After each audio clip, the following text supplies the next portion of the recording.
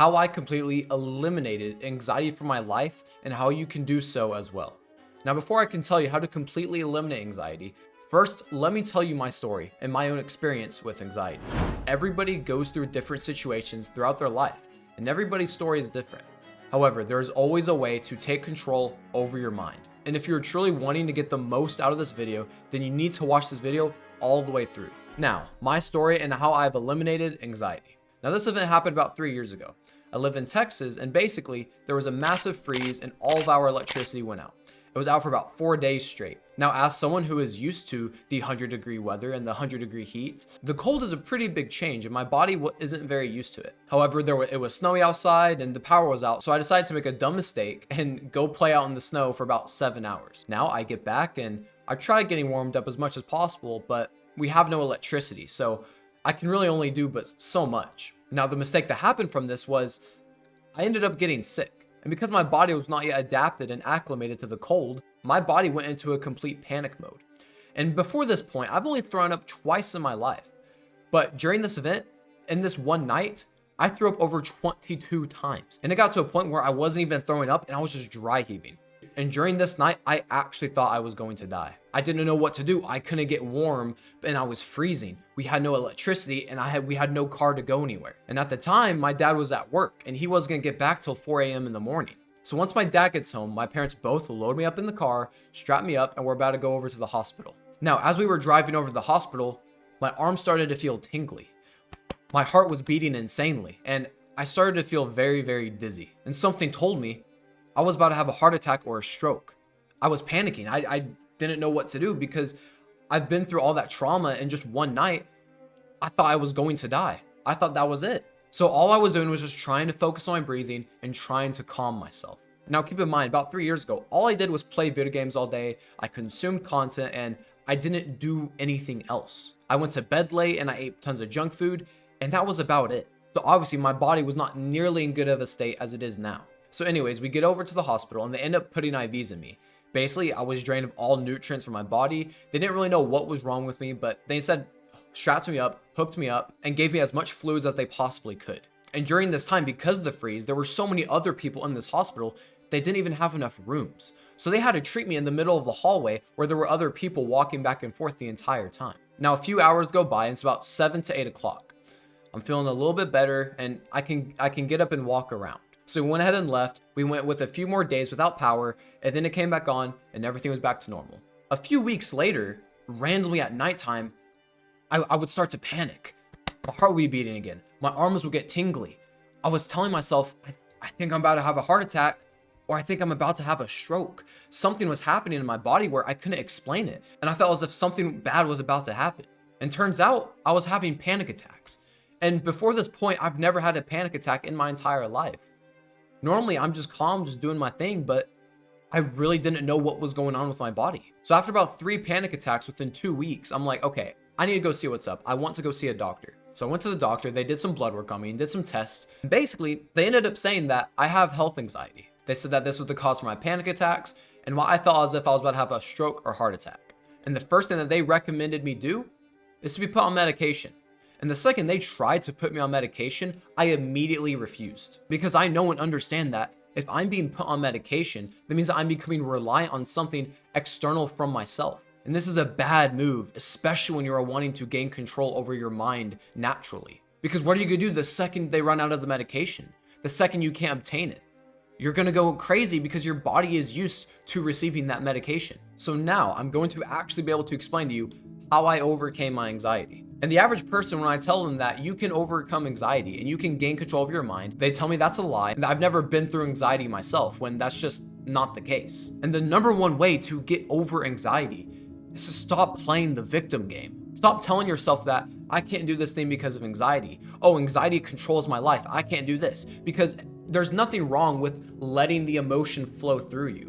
But when you label yourself and put yourself in that specific category, you're just letting it control you and you're giving it access to your entire life.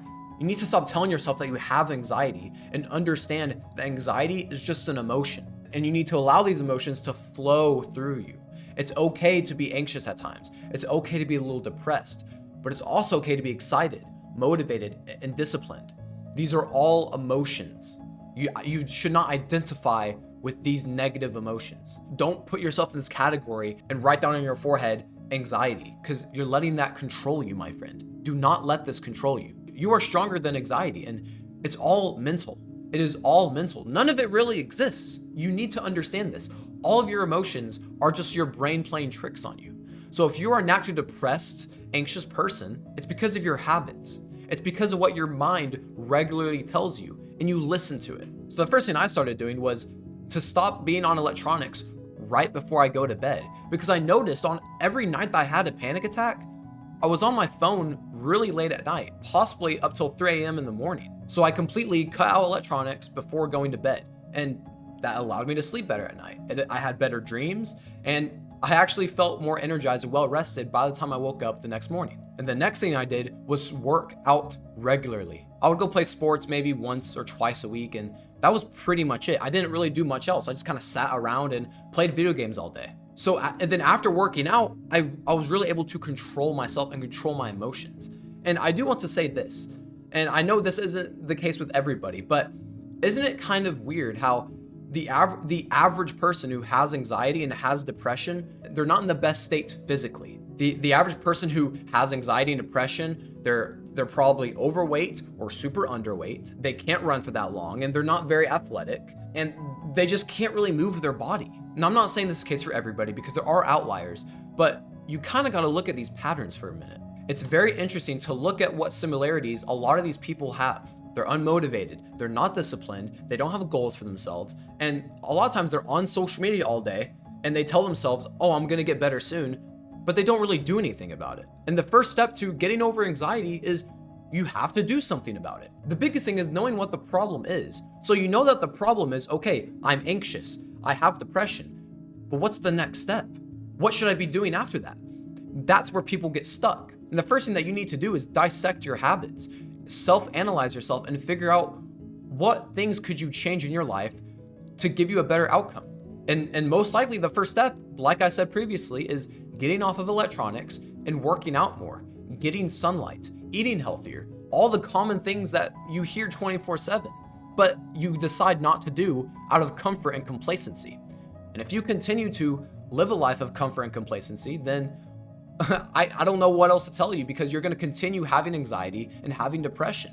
It all boils down to taking action. And it takes about 30 days to develop a habit. So you're not going to be able to just wake up one morning or go to bed one night and all these negative emotions are just going to be gone. You need to learn how to channel your energy into a more positive outlook on life. Everything boils down to your habits. Your habits dictate your subconscious thoughts. So if you are telling yourself all the time, I can't do this because I'm anxious, then you're gonna stay anxious. It's as simple as that. But the second that you get out of your comfort zone, you do that thing that you're scared of doing, you're gonna learn and grow from that experience, and you realize that wasn't so bad. Why was I so scared in the first place? You're gonna look back on yourself and laugh. And this is the issue, is the average person isn't willing to take that first step. They're not willing to get out of their comfort zone. And if you're not willing to take action, then you might as well exit out of the video now. So to kind of sum everything up, the first thing you need to do is understand what the problem is. Get to the root of the issue and find out what is causing this anxiety. What is causing you to feel anxious all the time? What is causing these panic attacks? What is causing you to not have confidence within yourself? After you do this, self-analyze yourself. Figure out what you can do to better your own life. At the end of the day, nobody is going to save you. Nobody's going to magically cure your anxiety. It is all within you. And then finally, the most important step is taking action. You have to take action. And if you're not willing to take action, then I don't know what else to tell you. Anyways, I hope that this video helped and that some of you guys can kind of resonate with me. And I highly recommend you subscribing if you do enjoy my content.